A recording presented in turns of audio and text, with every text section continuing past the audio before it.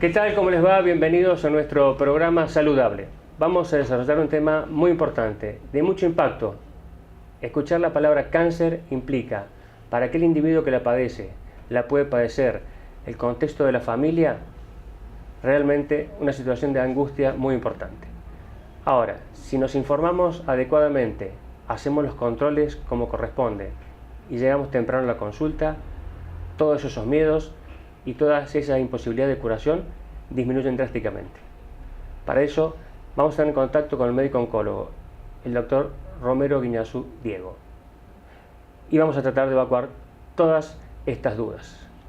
Comencemos con el programa.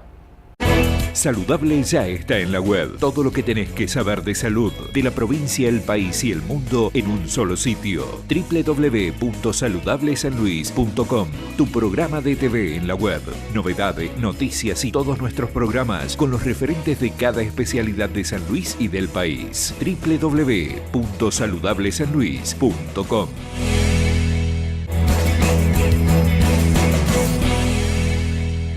¿Qué tal? ¿Cómo estás, Diego? Gracias por estar con nosotros. Muy bien. Te quería preguntar, hablamos en algún momento con otro oncólogo del medio, con Alejandro Marinello, y quisiera refrescar antes de ir a desarrollar los temas específicos que quiero que desarrollemos hoy, que es la parte genética y cáncer. Recordar qué es un cáncer y si todos los cánceres son hereditarios o hay causas distintas. Bueno. El cáncer es el crecimiento descontrolado de un grupo de células que crecen de manera anárquica y van teniendo tendencia a proliferar y a invadir tejidos vecinos. Esa, digamos, sería la definición de cáncer. El cáncer es un grupo de enfermedades que puede afectar prácticamente todos los órganos que tiene el ser humano. En general es una enfermedad que el 90% de los casos es adquirida, no es hereditaria, solamente son hereditarios entre un 5 y un 10% a modo global, digamos, entre todos los cánceres. Es una enfermedad cada vez más frecuente. Más frecuente ¿por qué? Primero porque cada vez vivimos más, la calidad de vida aumentando, la sobrevida del ser humano va creciendo, entonces cada vez hay más cáncer, porque el cáncer es una enfermedad que aparece con la edad. Y por otro lado, también los factores ambientales, tóxico-ambientales, hacen que cada vez haya más cáncer, porque también hay un efecto ambiental en la incidencia del cáncer. Muy bien. En esto que vos planteabas, y es cierto, la población cada vez es más añosa y eso implica, entre otras patologías, el cáncer y otras enfermedades crónicas, pero el cáncer, como bien vos decías, afecta prácticamente a todos los órganos y tejidos de la economía y también, si bien hay predominancia en determinadas edades, especialmente los mayores, también puede aparecer en cualquier edad de la vida, ¿verdad? Sí, puede aparecer en cualquier edad de vida, ya sea desde la etapa infantil hasta las últimas etapas de la vida. Obviamente que mientras más tiempo vivamos, mayor posibilidad o mayor riesgo de padecer un cáncer. Bien. Vos hablabas que casi un 5 o 10% tenía una incidencia con respecto a lo hereditario directo, decimos así. Sí. Y el casi 90% de los cánceres tienen otras causas que producen alteraciones en el ADN, en el núcleo de la célula, y eso hace que se produzcan alteraciones y malfunciones, y eso gatilla, de acuerdo al órgano, un cáncer particular, ¿no? Claro, básicamente el cáncer es una enfermedad genética, digamos, se produce a consecuencia de una mutación en un gen que de ese modo esa célula pierde los controles de la replicación que normalmente una célula tiene y esa célula prolifera indefinidamente porque carece de los controles que normalmente tiene para detener su proliferación y genera un cáncer. Ahora bien, las mutaciones en el 90% de los casos pueden producirse por efectos del azar o por efectos de agentes tóxicos ambientales. Solamente de manera global, digamos, un 5 a un 10% de los casos están dados por mutaciones que uno ya trae desde su nacimiento, ¿no es cierto? Mutaciones que son ya hereditarias, que están presentes en los progenitores y que se expresan con el tiempo. ¿Cuáles son los cánceres, dedicándonos exclusivamente a los cánceres con un origen hereditario, digamos, con trascendencia o presencia hereditaria? ¿Cuáles son los cánceres con mayor frecuencia en esa línea de ese 5 o 10%? Bueno, hoy en día se han aislado y se conocen un gran número de genes que pueden ser hereditarios y que pueden producir un cáncer. En prácticamente todos los tipos de cánceres generalmente se ha logrado aislar algún gen que puede ser hereditario. De todos modos, por volumen de enfermedad y por incidencia y por orden de frecuencia, digamos que en las enfermedades que más comúnmente se ven asociadas a lo que es la herencia sería el cáncer de ovario, el cáncer de mama y el cáncer de colon, básicamente. Uh-huh. Dentro de estos cánceres que vos nombrás, el de mama creo que es el que más conciencia en ese aspecto se ha tomado junto con el de útero en todas las campañas que se hicieron en la cuestión preventiva. Claro. Y creo que eso ha hecho realmente impacto en cuanto a los controles más precoces. El de ovario creo que es, eso me lo dirás vos, más difícil. Y sí, el de colon, en base al antecedente, los controles tempranos que uno debe hacer, ¿verdad? Sí. Bueno, el cáncer de mama es por lejos el más frecuente de la mujer. Y es donde más estudios existen, donde más conciencia social incluso hay, donde más medicamentos tenemos. Entonces es una enfermedad en la cual también se han estudiado los genes, que básicamente son dos, los más frecuentes, el BCR1 y BCR2, que son los genes que pueden estar presentes en determinadas familias que los pueden heredar en sus hijas, y sus hijos también, los varones también. Esos son los dos genes que son los más importantes, que pueden, en mama puede ser alrededor hasta un 15% de los casos pueden ser hereditarios. Por eso es que al ser un gran volumen de enfermedad tiene mayor trascendencia. Otro tipo de cáncer en la mujer, el de ovario, como estábamos hablando recién, el de ovario es mucho menos frecuente, más o menos es más o menos el octavo cáncer en la mujer en frecuencia. En cáncer de ovario no hay al día de hoy estudios que sean útiles. Por ejemplo, en mama se pide la mamografía, pero en ovario no hay estudios de screening o de prevención que sean útiles. La ecografía no ha mostrado utilidad, los análisis del 125 tampoco han mostrado demasiada utilidad, así que hoy por hoy no tenemos un estudio útil en cuanto a la prevención. De todos modos, también el cáncer de ovario puede ser hereditario, y acá también vuelven a tener que ver los genes, el BCR1 y BCR2, al igual que el de mama, pueden estar vinculados a un origen hereditario. Uh-huh. ¿Y el cáncer de colon? Y el cáncer de colon es el segundo cáncer en orden de frecuencia tanto en hombres como en mujeres. Hay varios genes que están implicados en el cáncer de colon hereditario. También entre un 10 y un 15% de los cánceres de colon pueden ser hereditarios. Bueno, están el gen FAP de la poliposis múltiple, y después el grupo de genes de el cáncer de colon hereditario no polipósico o síndrome de Lynch, y después hay otros genes menores que son poco frecuentes, pero que también están implicados en el cáncer de colon hereditario, que repito, hasta un 15% pueden ser hereditarios. Sí, en estos casos, en general, cuando uno sospecha que un cáncer puede ser hereditario, lo que tiene que tener en cuenta es la historia clínica, hablar con el paciente, hacer como una especie de árbol genealógico, digamos, preguntarle qué enfermedades tuvieron sus padres, sus abuelos, sus tías, sus tíos, hacer un buen interrogatorio, preguntar por los hermanos, qué enfermedades tienen, qué edades tienen, hacer una especie de árbol genealógico y a partir de ahí vamos a ver si realmente es útil o no pedir estudios genéticos. Obviamente son estudios muy caros, no se hacen de manera frecuente, si bien en San Luis incluso se pueden llegar a hacer, pero son estudios que todavía son muy caros, no los cubren a veces todas las obras sociales. Entonces primero hay que hacer una buena anamnesis para ver si realmente hace falta.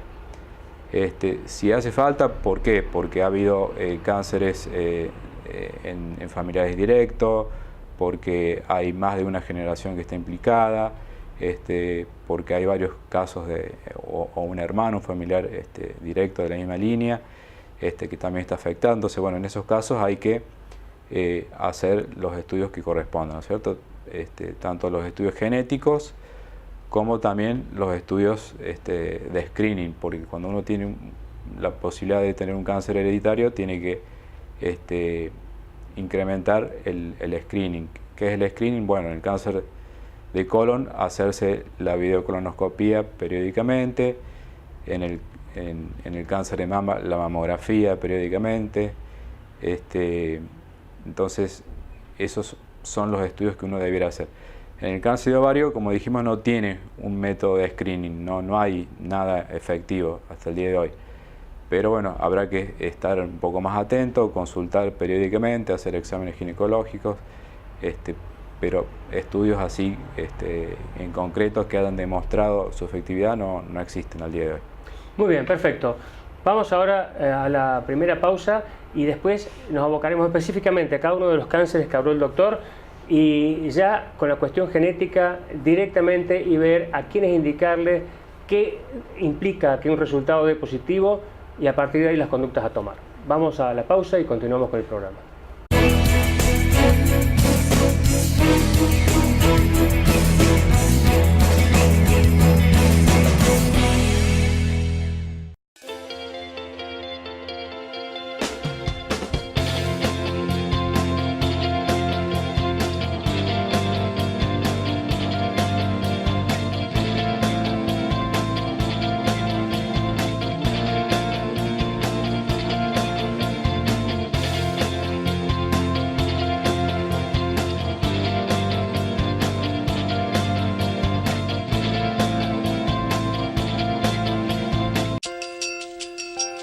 Centro de Diagnóstico y Tratamiento de la Enfermedad Cardiopulmonar. Dr. Jorge Luis Álvarez, especialista en cardiología, imágenes cardíacas y vasculares. Dr. Andrea Guerrero, especialista en neumonología. CEPRIMED, calidad médica y experiencia a su servicio.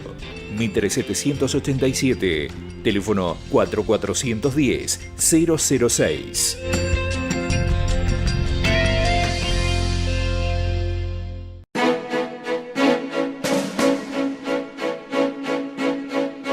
Muy bien, continuamos con el programa y seguimos con el doctor Romero Guiñazú hablando de la parte oncológica.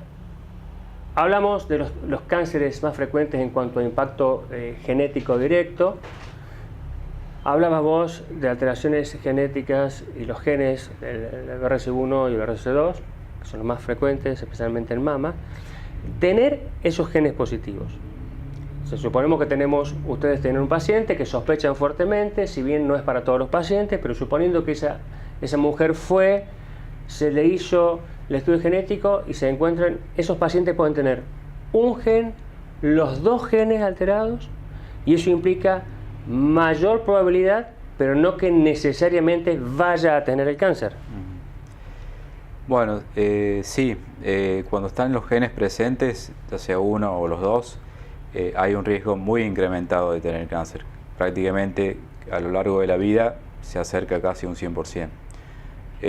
Así que cuando una paciente tiene esos genes, depende de la edad que tenga, pero hay que tratar de decirle que si es joven, que planifique su familia y una vez que ya organizó su familia, pensar en hacerse una oforectomía, esto es una cirugía para quitar los ovarios, para disminuir el riesgo de cáncer de ovario. Y obviamente intensificar los estudios de detección precoz, como puede ser la mamografía, porque también hay riesgo importante de tener cáncer de mama.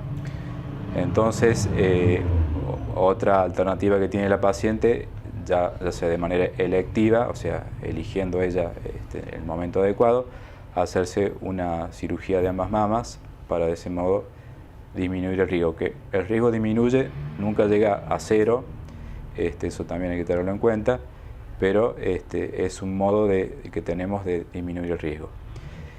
Y si la paciente llega lamentablemente y tiene su cáncer, existe al día de hoy posibilidad de medicamentos específicos para aquel grupo de pacientes que tienen esa mutación presente, drogas específicas que pueden ayudarnos sobre todo en situaciones de enfermedad avanzada al día de hoy, ¿no es cierto? Vos recién planteabas muy bien el hecho de que si esto daba positivo, tenía durante la vida una alta chance de tener el cáncer.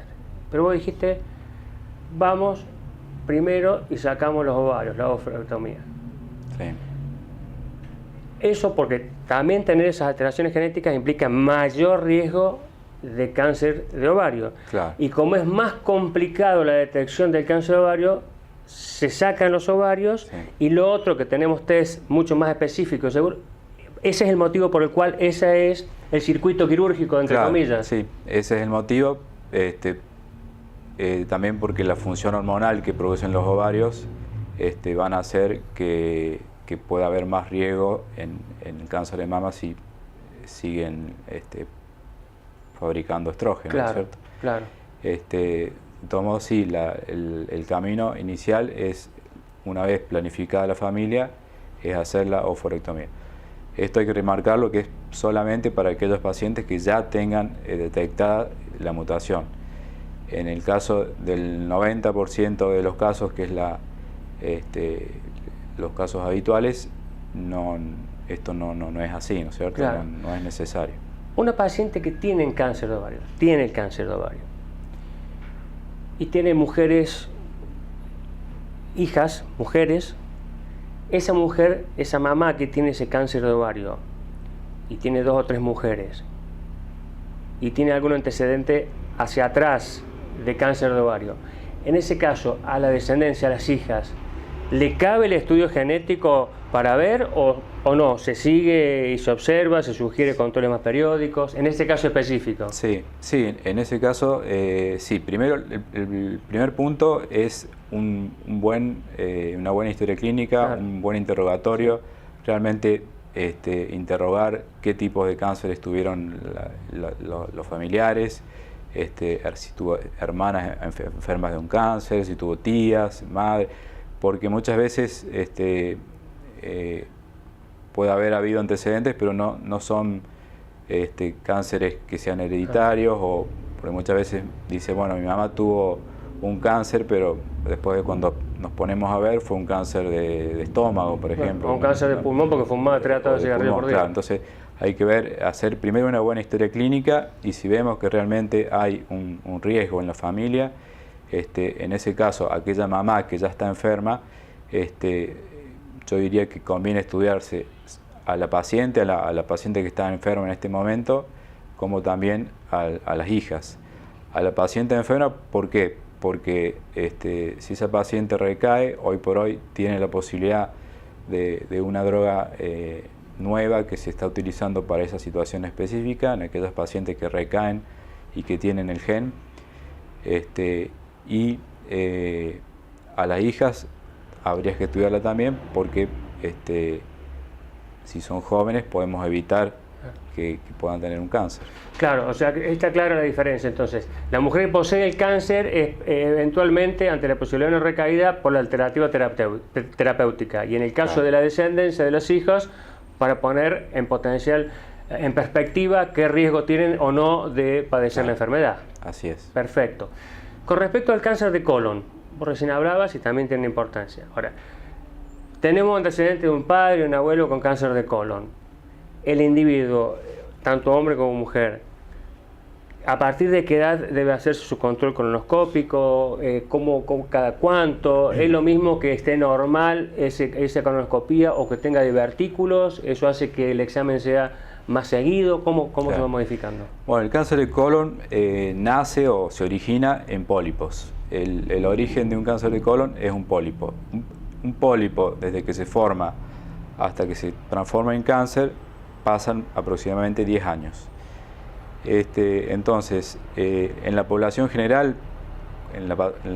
que dijimos que el 85 o 90% que tiene el riesgo habitual, los estudios deben realizarse a partir de los 50 años, ya sea con una videocolonoscopía o con un examen de materia fecal, o bueno, el estudio que uno elija para estudiarlo debe hacerse a partir de los 50 años.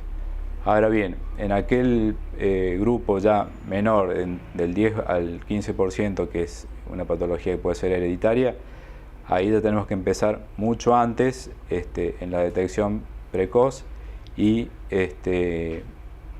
habitualmente ya en ese caso hay que hacer ya siempre videocolonoscopía, porque es el método ideal para detectar pólipos. Entonces, en la población general podemos hacer test de sangre oculta, radiografías contrastadas, podemos hacer también la videocolonoscopía, pero ya en aquellos grupos de pacientes que ya sabemos que están en riesgo por la familia, tenemos que hacer siempre videocolonoscopía y empezar a una edad mucho más temprana. Habitualmente dijimos que para la población general era a partir de los 50, ya en los casos de la poliposis del síndrome de Lynch tenemos que empezar a partir de los 25 o 30 años y en los pacientes portadores del gen FAP, de la poliposis múltiple, ya a partir del inicio de la adolescencia tenemos que pensar en la detección de pólipos. Y en aquellos pacientes que tienen poliposis múltiple se les puede ofrecer también hacer una resección de parte de su colon por el gran riesgo que tiene. De todos modos, la poliposis múltiple es una enfermedad muy poco frecuente, es el grupo que tiene mayor riesgo, pero por suerte son los menos. Lo que es más frecuente dentro de los síndromes hereditarios en cáncer de colon es lo que se llama la poliposis, el cáncer de colon no polipósico, que es el comúnmente llamado síndrome de Lynch. Para detectar este síndrome de Lynch, primero, como hablábamos recién, lo primero es la historia clínica, ver que haya 2 generaciones sucesivas que hayan tenido cáncer de colon, que ese cáncer de colon haya sido en etapas tempranas. Por ejemplo, si el abuelito tuvo cáncer de colon a los 85 años, lo más probable es que ese tipo de cáncer no sea hereditario, sino que es un cáncer esporádico de la población general. Entonces, si aquellos pacientes en la familia han tenido a edades muy tempranas y hay más de 2 líneas directas sucesivas relacionadas, y bueno, en ese caso hay que pensar en hacer los estudios.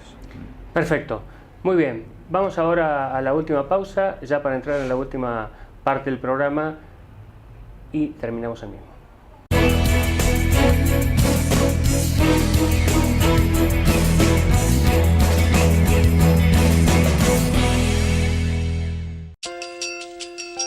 Centro de Diagnóstico y Tratamiento de la Enfermedad Cardiopulmonar. Dr. Jorge Luis Álvarez, especialista en cardiología, imágenes cardíacas y vasculares. Dr. Andrea Guerrero, especialista en neumonología. CEPRIMED, calidad médica y experiencia a su servicio.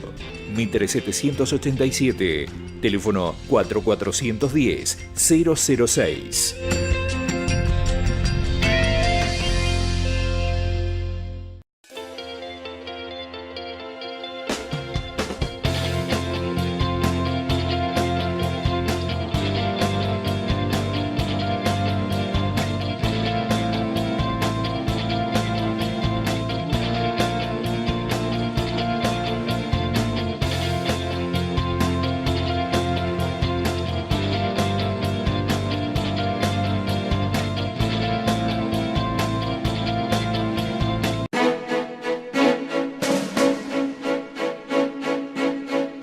Muy bien, ya entramos en la última parte del programa.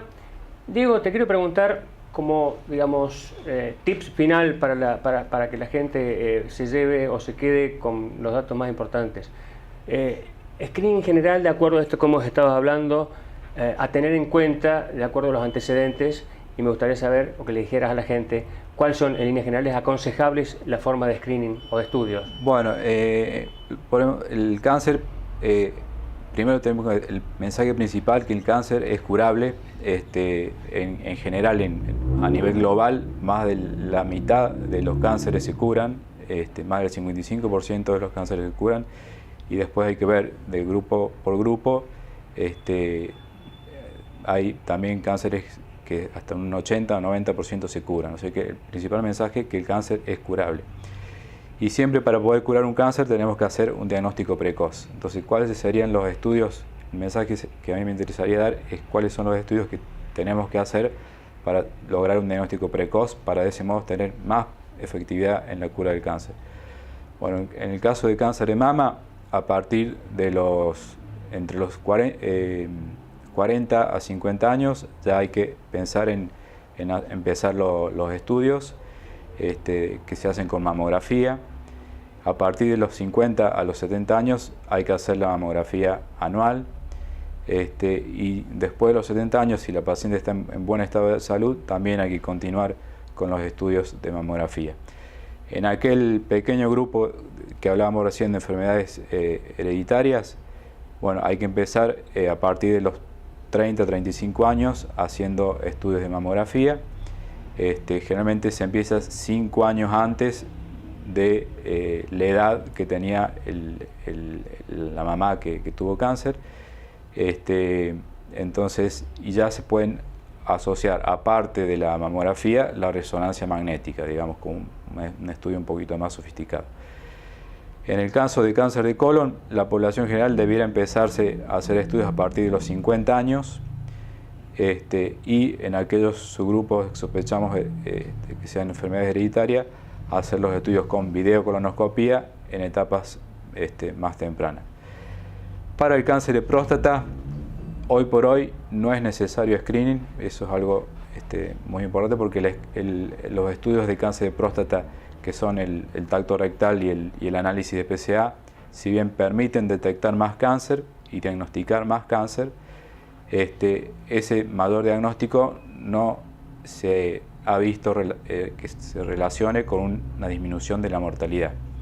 Entonces, hoy por hoy no se recomienda en general a la población general el screening, aunque para aquellos grupos de personas que han tenido cáncer de próstata familiares, ahí sí, en ese caso, empezar a estudiarse a partir de los 50 años o 10 años antes de la edad que tuvo el antecesor.